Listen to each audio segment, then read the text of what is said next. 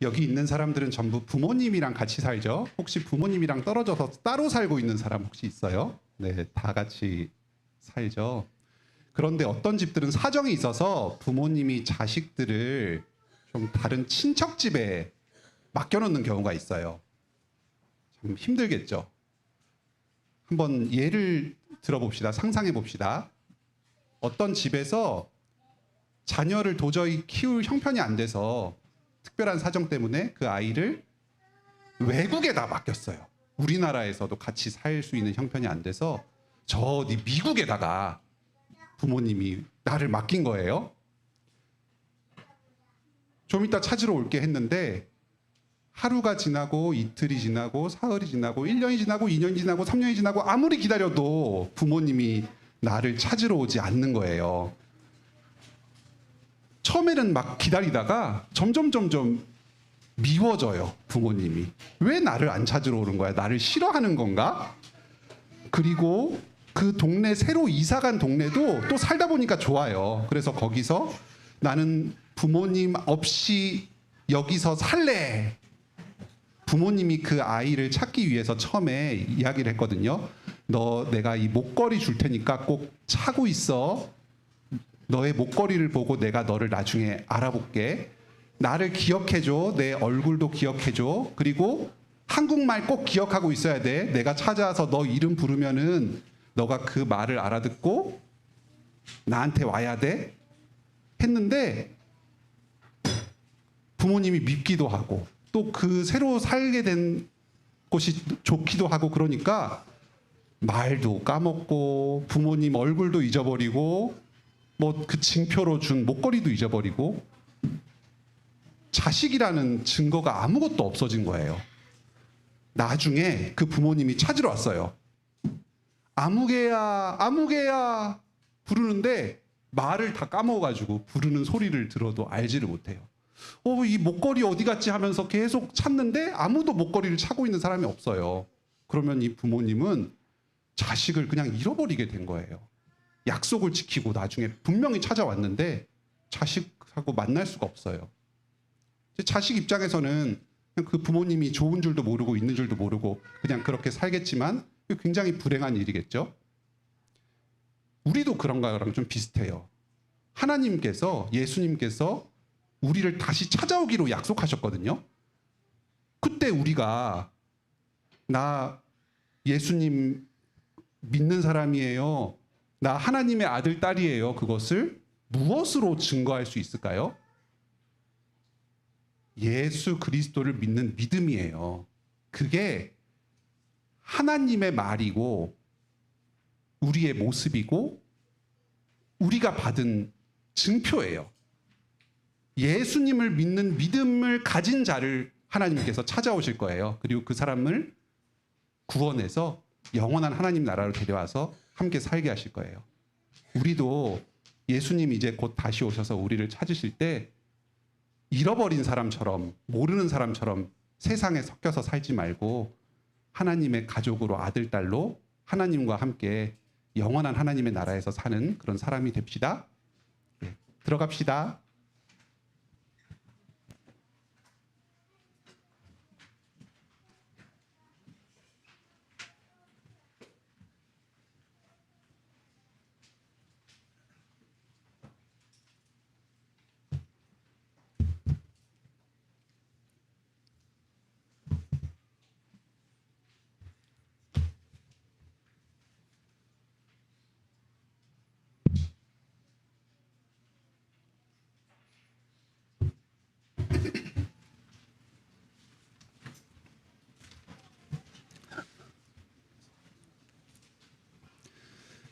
예수 그리스도 안에서 세상과 구별된 자로 살면서 하나님 나라에 들어갑시다. 오늘 본문에서는 바벨론의 심판과 멸망에 대해서 다룹니다. 포로로 끌려간 이스라엘은 바벨론에서 어서 나와서 예루살렘으로 가라 하십니다. 2500년 전에 바벨론과 이스라엘의 이 역사가 도대체 오늘날 우리들에게 무슨 상관이 있을까요? 요한계시록은 우리가 살아가는 오늘이 마치 바벨론의 포로된 상황과 같다고 가르쳐 줍니다. 이 세상은 우상 숭배와 폭력이 가득한 바벨론과 같습니다.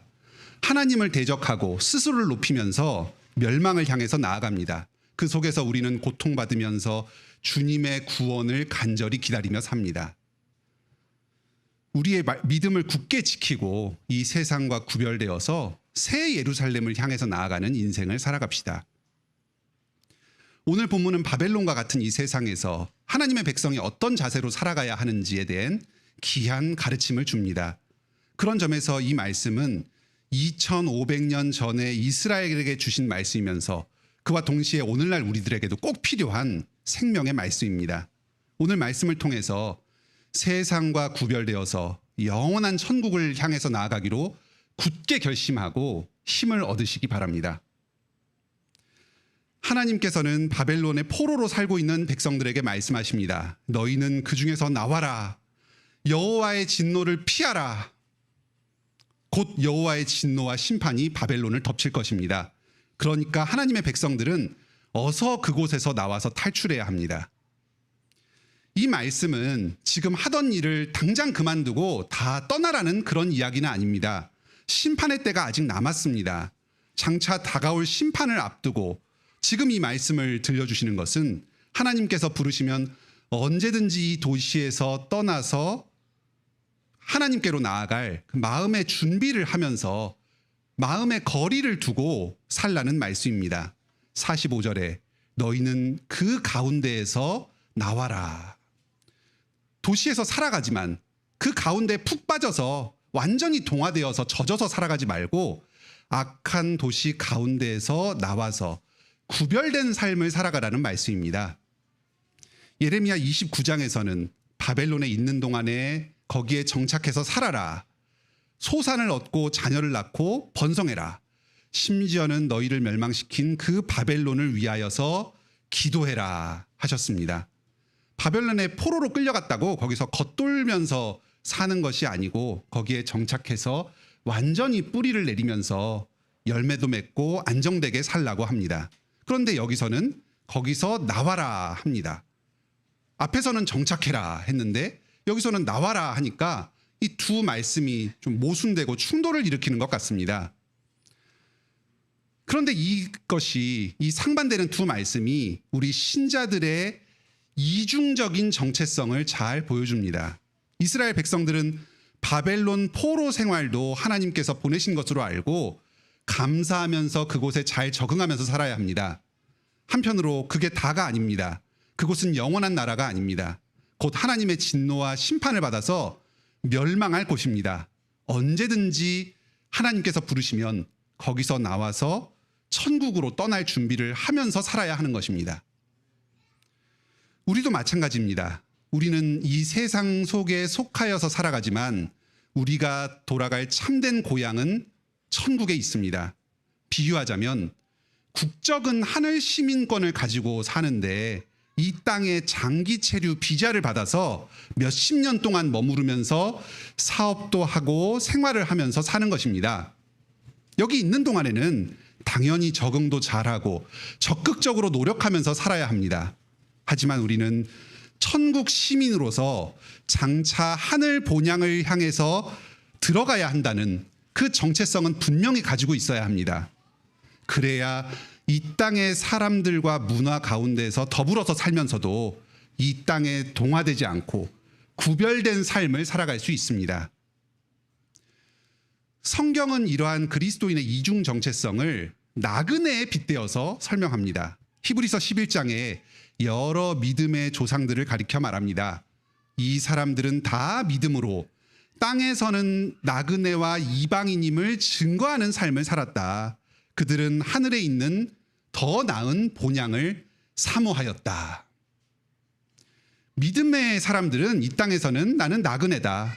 하늘을 나의 본향이다. 이렇게 고백하며 살아갑니다. 나는 이 땅에 속한 사람이 아니다. 하늘에 속한 사람으로서 이 땅 가운데 잠시 머물러 있는 것이다. 이 정체성이 분명한 것이 히브리서 11장에서 믿음으로 사는 사람들의 중요한 특징입니다. 그렇다면 이 땅 가운데 나그네로 살아가는 게 도대체 구체적으로 무엇을 의미할까요? 베드로전서 2장 11절로 12절에서는 이렇게 증거합니다. 나그네와 같은 너희를 권한다.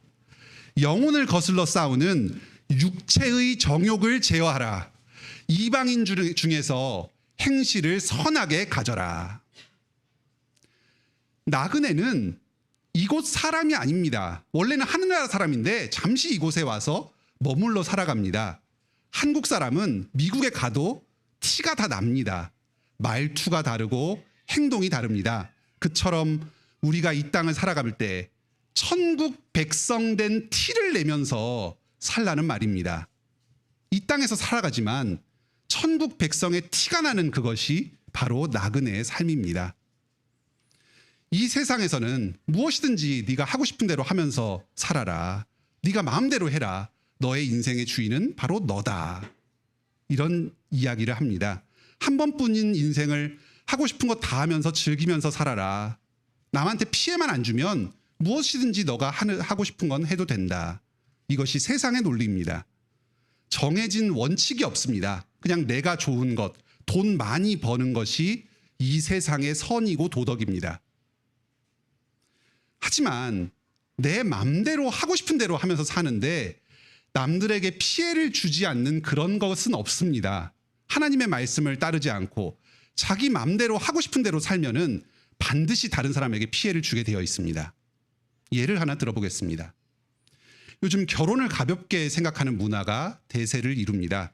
또 결혼을 하더라도 아이를 안 낳거나 최대한 적게 낳는 그런 분위기입니다. 여러 가지 이유들이 있지만 결국은 내가 굳이 그렇게 고생하면서 살고 싶지 않다는 겁니다. 그럴 이유가 없다는 겁니다. 남한테 피해를 주는 것도 없으니까 그냥 혼자 살겠다, 아이를 안 낳겠다 합니다.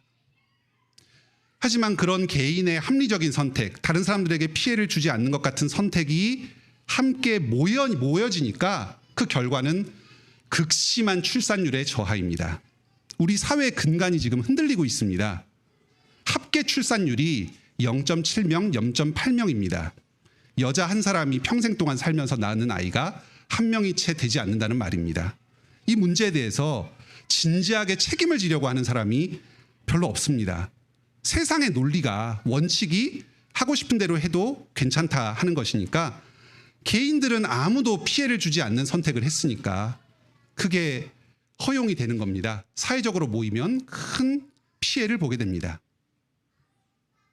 이런 상황에서 가능하면 결혼을 일찍 하고 되도록이면 많은 아이를 낳아서 키우는 문화를 우리 교회가 앞장서서 만들어갈 수 있으면 참 좋겠습니다. 그것은 참으로 이 세상의 문화를 거스르는 구별된 삶이요, 나그네의 삶입니다. 당연히 힘이 듭니다. 왜 힘이 안 들겠습니까? 하지만 나그네는 힘이 들더라도 원칙을 따라서 삽니다. 힘이 들지만 세상의 원칙이 아니라 말씀의 원칙을 따라서 사는 그 사람이 바로 세상과 구별된 나그네입니다. 오해는 없길 바랍니다. 여러분 한 분 한 분의 구체적인 사정을 제가 알고 있습니다. 나름의 불가피한 사정들이 다 있으시다는 것을 압니다. 나그네로서의 삶이 어떠한 것이다 하는 것을 예를 들어서 설명한 것이고, 세상과 구별된 문화를 교회적으로 만들어가자 하는 말씀을 드린 것입니다. 그런데 우리가 바벨론에서 나오지 못하도록, 나그네 삶을 살지 못하도록 우리를 가로막는 장애물들이 있습니다. 우리 마음을 불안하고 두렵게 해서 계속해서 바벨론에 동화되어서 살도록 하는 장애물들입니다. 46절에 나약한 마음, 두려운 소문, 폭력적인 권력이 나옵니다. 첫째는 나약한 마음입니다. 힘 있는 세력을 보고 움츠러들고 주눅드는 마음입니다. 바벨론의 부귀영화가 너무나도 크고 화려해 보입니다. 그 군사력은 강력해서 온 천하를 호령하고 맞설 수 있는 세력이 아무도 없습니다. 반면에 예루살렘은 힘없는 약소 민족이고 멸망했습니다. 성전도 파괴되었습니다. 지금은 바벨론에 끌려와서 기약 없는 포로 생활을 하고 있습니다. 이 거대한 바벨론의 힘 앞에서 이 작은 이스라엘 공동체는 주눅들고 압도되는 마음이 듭니다. 이것이 바로 나약한 마음입니다. 오늘날도 마찬가지입니다. 세상의 이 거대한 부귀영화가 우리의 눈과 마음을 사로잡습니다. 세상에 비해서 이 교회와 하나님의 말씀은 너무나도 무력하고 초라하게 느껴집니다. 복음이 무시되고 교회가 조롱당하고 있습니다. 학교와 직장에서 신자를 찾아보기가 힘듭니다. 말씀의 원칙을 지키면서 살아가는 게 너무나도 힘든데 이 거대한 사회 속에서 나 하나 이렇게 몸부림처럼 치면서 살아간다고 도대체 바뀌는 게 무엇인가? 이런 생각이 듭니다. 점점 우리의 마음과 생각이 세상과 동화되어서 살아가기가 쉽습니다. 두 번째 장애물은 두려운 소문들입니다. 바벨론이 지난번에는 이 나라를 정복했다. 이번에는 저 나라를 정복했다. 이런 승리의 소식들이 계속해서 들려옵니다. 바벨론에 저항하는 나라들이 큰 보복을 당하여서 철저하게 파괴되고 무너졌다고 합니다. 이런 소문들이 하나님의 백성들로 하여금 바벨론에서 나가고 구별되려는 마음을 완전히 꺾어버립니다. 오늘날에는 SNS의 발달로 세상의 성공에 대한 소문들이 급속도로 확산됩니다. 누가 어떻게 해서 큰 돈 벌었다더라. 누구랑 결혼했고 집은 어디에서 산다더라. 어디로 여행 갔다더라. 누구 자식은 어디에 취직했다더라. 우리를 자꾸 비교하게 만들고 주눅들게 만드는 소식들을 많이 접하게 됩니다. 우리가 신앙의 원칙을 지키면서 이 세상을 살아갈 때에 과연 우리가 이 세상의 거대한 권력 앞에서 살아남을 수 있겠습니까? 모두가 엄청난 이자를 감당하면서 빚을 내서 아파트를 사는 이 시대에 집을 투자가 아닌 주거의 수단으로 생각하고서 수준에 맞게 천천히 내 집 마련을 해나가는 것이 과연 가능하겠습니까? 많은 돈을 들여서 사교육을 시키는 이 시대에 자녀와 말씀을 가르치고 그 부모와 자녀가 교감을 나누는 것에 중점을 두면서 큰 돈을 안 들이고서도 우리 아이들이 과연 성공할 수 있을까요? 자녀들 결혼을 알아서 소박하게 하도록 내버려 두고 지원을 많이 못 해줘도 자녀들이 안정되게 결혼 생활을 하고 노년에 내가 자녀들에게 존경을 받으면서 그렇게 살아갈 수 있겠습니까? 세상 소식들이 일으키는 불안함들이 우리로 천국 시민으로 살아가지 못하도록 가로막고 있습니다. 세 번째 장애물은 권력자들의 폭력입니다. 힘 있는 자들이 약한 자들을 함부로 대하고 억압합니다. 바벨론 포로로 살아가는 백성들을 학대하고 바벨론에서 벗어나지 못하도록 만듭니다. 과거 애굽에서 포로 생활하던 이스라엘 백성들이 고통 가운데 부르짖었습니다. 그 부르짖음이 바벨론에서도 있습니다. 권력자들 가운데 다툼이 있어서 반역이 끊이지 않고 왕조가 수시로 교체됩니다. 오늘날에도 정치가들은 자기 권력을 유지하기 위해서 많은 노력을 기울이는데 그 과정에서 민생이 소홀해지기가 쉽습니다. 강대국들은 자기들의 이익을 위해서 전쟁을 벌입니다. 이슬람 국가들, 중국, 북한 이런 사회주의 국가들은 실제로 교회와 성도들을 물리적으로 억압합니다.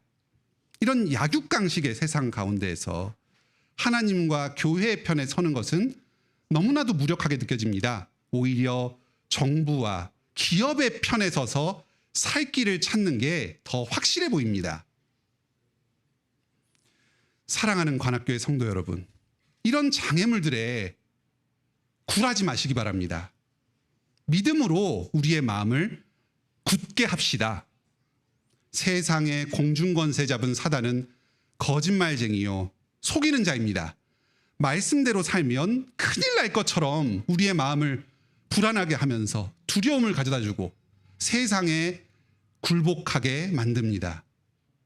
복 있는 사람은 악인들의 꾀를 따르지 아니하고 죄인들의 길을 서지 아니하고 오만한 자들의 자리에 앉지 아니하고 오직 여호와의 율법을 즐거하여 그 율법을 주야로 묵상하는 자로다.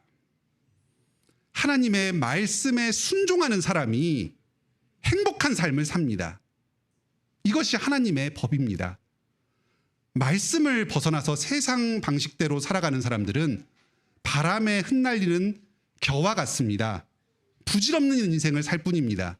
영원한 말씀을 붙들고 담대하게 세상 속에서 나와서 천국 백성으로, 천국 시민으로 살아가는 여러분을 다 되시기 바랍니다. 지금까지 바벨론에서 나와서 여호와의 진노를 피하라 하는 말씀을 들었습니다. 두 번째 말씀입니다. 예루살렘을 향해서 우리 계속해서 나아갑시다. 하나님의 백성들이 바벨론을 나온 것은 단지 멸망을 피하고 목숨을 부지하기 위해서만은 아닙니다. 구원받았다는 그 사실에 안주하고 그 자리에 머물러 있어서는 안 됩니다. 더 중요한 궁극적 목적지가 있습니다. 예루살렘을 마음에 품고 소망하면서 그곳을 향해서 계속해서 나아갑시다. 지금 예루살렘은 당시에 폐허가 되어 있었습니다. 바벨론의 공격으로 성전이 파괴되었습니다. 모든 집들이 무너지고 땅은 방치되어서 황무지가 되었습니다. 생산의 기반이 완전히 소멸되어 버린 상황입니다. 이방인들이 성전의 터를 함부로 드나들며 더럽히고 있었습니다. 하나님의 성전을 떠나고 더 이상 이스라엘의 예배를 받아주지 않으셨습니다. 이것이 그 이스라엘 백성들에게 큰 슬픔이요 부끄러움입니다. 오늘 본문 51절에서는 이스라엘이 부끄러움을 당한 이유가 외국인이 여호와의 거룩한 성전에 들어갔기 때문이라고 합니다. 바벨론의 군대가 성전을 파괴하고 그것을 함부로 드나들었습니다. 예루살렘이 폐허가 되고 방치되어서 하나님을 믿지 않는 이방 나라 사람들이 그 이후에 성전 터를 마음대로 돌아보았습니다.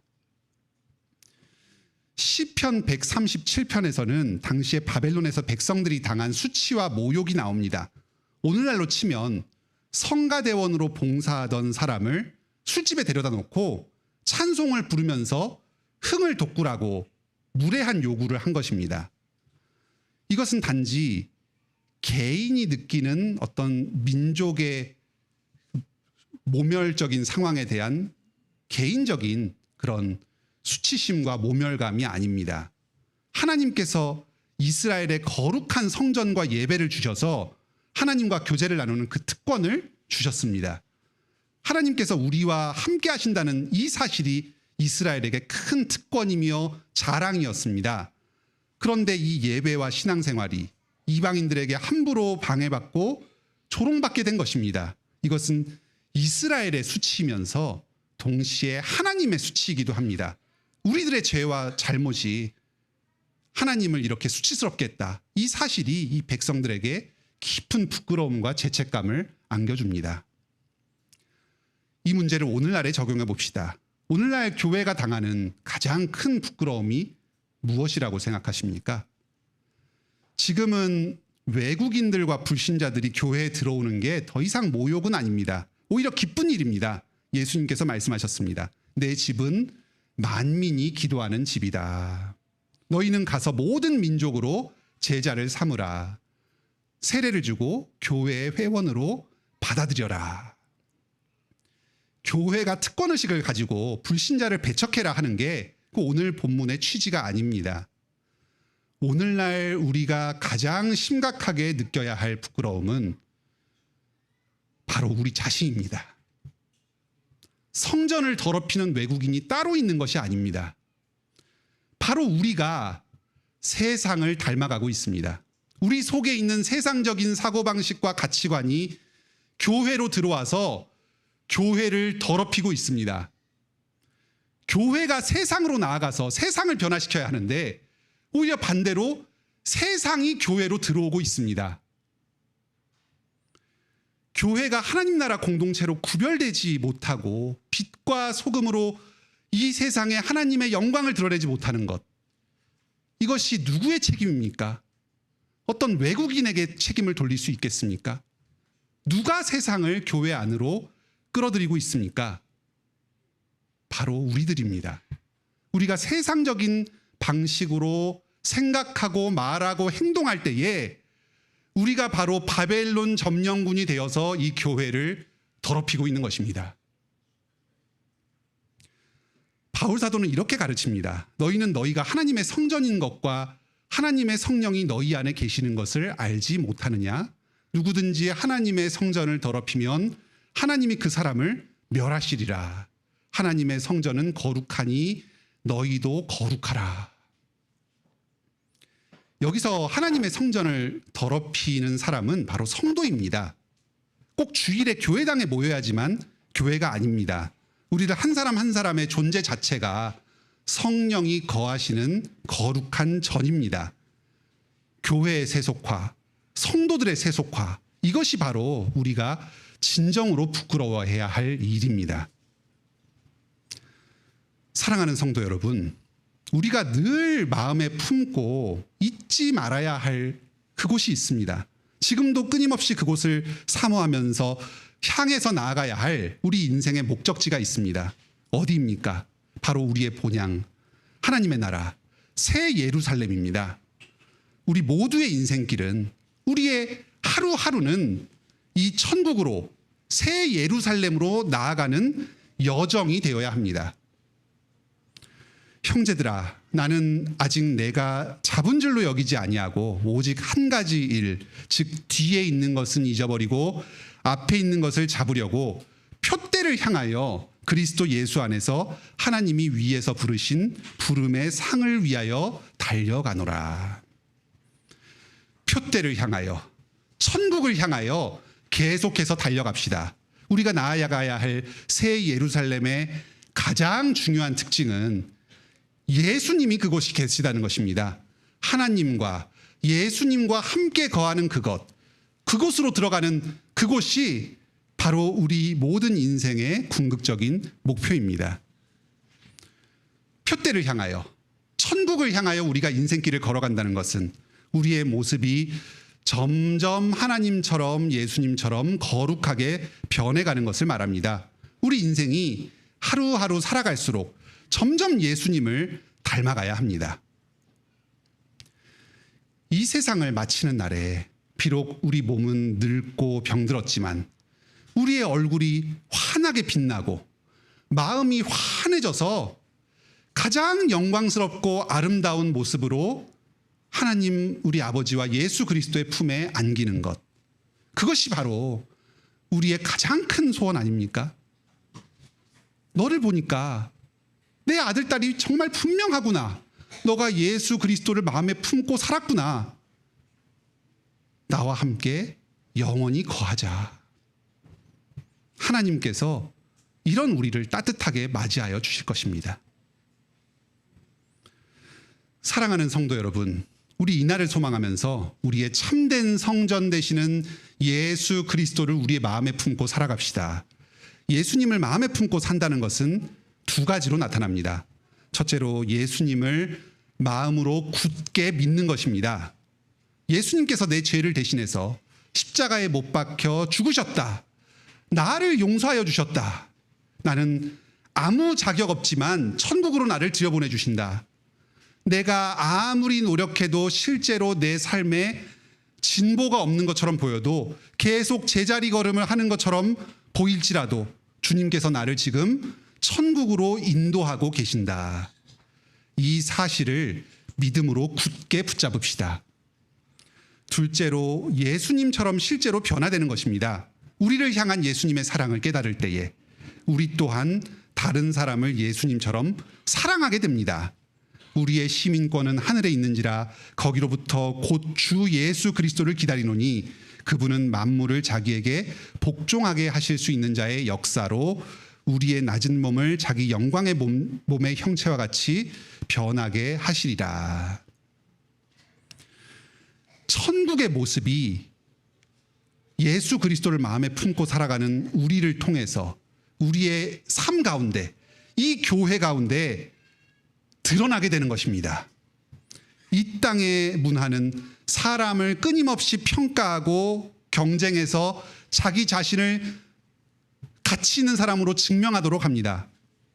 쉼이 없는 삶입니다. 하지만 우리가 예수님의 모습을 닮아갈 때에 우리는 서로를 있는 그대로 인정하고 받아주면서 용서합니다. 자신의 존재를 증명하기 위해서 발버둥 칠 필요가 없습니다. 그냥 그 존재 자체로 인정하고 인정받습니다. 이 땅에서 나의 삶 가운데에 우리의 가정과 교회에서 이러한 천국의 안식이 이미 시작되는 것입니다. 내가 어떻게 하면 이렇게 예수님과 같이 변화될 수 있을까요? 내가 어떻게 이 땅에서 천국을 이루면서 살 수 있을까요? 나의 능력으로는 못합니다. 하지만 예수님께서 하십니다. 예수님께서 새 예루살렘에 그 하늘 보좌에 거하시던 분께서 스스로 낮아지셔서 우리에게 찾아오십니다. 우리와 함께 높아져서 우리를 새 예루살렘으로 들여보내기 위해서 낮아지신 것입니다. 우리 곁으로 오셨습니다. 이 땅에서 우리와 함께 거하시며 이 땅의 우리 인생의 모든 문제, 죄와 비참의 문제를 해결하셨습니다. 그리고 이제 우리를 다시 데리고 하늘로 올라가십니다. 성령님으로 힘주시고 변화시켜 가십니다. 이 참 좋으신 주님, 우리를 위해서 자기 목숨을 기꺼이 내어주신 이 주님께서 우리 보고 하늘에서 오라고 손짓하고 계십니다. 우리가 향하는 이 표대, 우리가 바라보고 나아가는 이 표대는 바로 우리를 향해서 손짓하시는 예수 그리스도이십니다. 쳇바퀴처럼 매일매일 똑같이 반복되는 삶, 아무리 노력해도 변화되지 않는 것 같은 이 삶 가운데 주저앉아 계시지 말기 바랍니다. 다시 일어섭시다. 예수 그리스도를 마음에 품읍시다. 표대를 향하여 나아갑시다. 예수님께서 우리와 함께 하시며 우리를 인도하고 계십니다. 세 번째 말씀을 듣겠습니다. 심판의 날이 임박하였습니다. 끝까지 믿음으로 인내하며 주를 기다립시다. 하나님께서 바벨론을 심판하실 것입니다. 한때 바벨론은 하나님의 심판의 도구가 되어서 쓰임받았습니다. 이스라엘뿐만 아니라 모압과 암몬과 에돔과 그 주변의 여러 민족들의 심판을, 죄악을 심판하시고자 바벨론을 들어서 쓰셨습니다. 하지만 바벨론 또한 하나님 앞에서 많은 죄를 저질렀습니다. 잔인하게 사람들을 죽였습니다. 우상을 숭배했습니다. 폭력으로 약한 민족을 지배하고 빼앗았습니다. 하나님을 조롱하면서 스스로를 하나님처럼 높였습니다. 하나님께서 이들의 죄악을 심판하실 것입니다. 자기 손으로 죽인 그 사람의 핏값을 그대로 되돌려 주실 것입니다.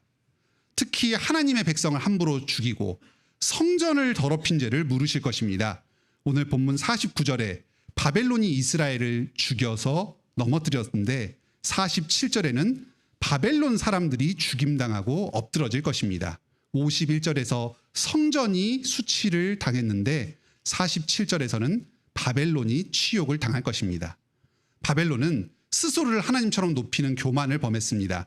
다니엘서를 보면 바벨론 왕들이 자기를 신처럼 높이고 자기 우상을 세워서 사람들로 절하도록 만들었습니다.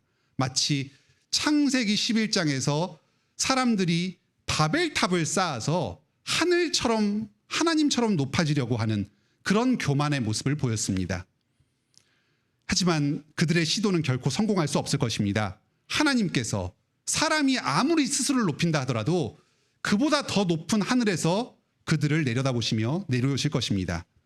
바벨론 제국이 아무리 거대하고 강력하더라도 바벨론이 무너졌듯이, 바벨탑이 무너졌듯이 바벨론 또한 무너질 것입니다. 전능하신 하나님께서 그들을 흩으시고 파괴하실 것입니다. 요한계시록 17장은 오늘날 우리가 살고 있는 이 세상이 타락한 음녀 바벨론과 같다고 합니다. 재물을 뽐내고 화려한 문명을 자랑합니다. 값비싼 보석들로 겉모습을 아름답게 치장하고 성도들을 유혹합니다. 하지만 그들의 본질은 그리스도를 대적하고 교회를 대적합니다. 끝까지 자기에게 굴복하지 않는 신실한 성도들을 죽이고 그 피로 잔치를 벌입니다. 사랑하는 성도 여러분, 이 마지막 때가 가까워 오고 있습니다. 예수 그리스도께서 이제 심판주로 우리에게 다시 오십니다. 우리의 이 고된 인생길을 끝내고 천국으로 들어오도록 하늘에서 우리를 마중 나오시는 것입니다. 이 세상의 모든 교만하고 하나님을 대적하는 세력들을 다 멸하시고 흩으실 것입니다. 교회와 성도들의 눈물을 위로하여 주시고 원수들을 보복하여 주실 것입니다. 요한계시록 18장 4절에서 이 다시 오실 예수님께서 우리에게 이렇게 말씀하십니다. 내 백성아, 거기서 나와라. 그들의 죄에 참여하지 말아라. 그가 받을 재앙들을 결코 받지 말아라. 이 세상에 거짓된 유혹 가운데 현혹되지 맙시다. 폭력에 굴하지도 맙시다. 끝까지 우리의 믿음을 지킵시다. 이 순결한 우리 성도들을 예수님께서 구원하여 주실 것입니다. 새 예루살렘으로 들어오게 하실 것입니다. 예수님 다시 오실 때 이 땅 가운데 새 예루살렘이 임하게 될 것이고 우리 모든 성도들이 거기에 거하며 살게 될 것입니다. 비록 우리는 부족하고 죄인이지만 이 땅 가운데 살면서 많은 부족과 연약을 보였지만 천국 백성으로서 결코 합당하지 못한 모습을 가지고 있지만 우리는 걱정할 것이 아무것도 없습니다. 우리 죄를 용서하신 죽임 당하신 어린 양께서 그 영원한 나라의 왕이 되십니다. 그분께서 우리를 생명책에 기록하시고 새 예루살렘으로 결국은 들여보내 주실 것입니다. 누가 우리를 막을 수 있겠습니까? 누가 우리를 정죄하겠습니까? 그곳에서 우리는 눈물이 없을 것입니다. 모욕도 수치도 없을 것입니다. 하나님과 함께 거하며 지극한 영광을 누리게 될 것입니다. 예배와 삶이 하나가 되고 언제나 하나님을 예배하면서 왕으로 다스리는 왕 같은 제사장의 삶을 살게 될 것입니다.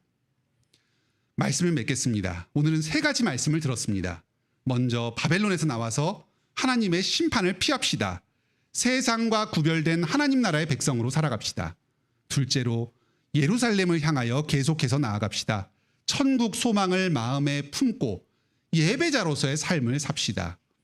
마지막으로 심판의 날이 임박하였으니 예수 그리스도를 기다리며 인내하며 나아갑시다. 예수님 다시 오실 그날까지 끝까지 우리의 믿음을 지킵시다. 예수 그리스도 안에서 세상과 구별된 자로 살면서 하나님 나라에 들어가는 여러분들이 다 되시길 바랍니다.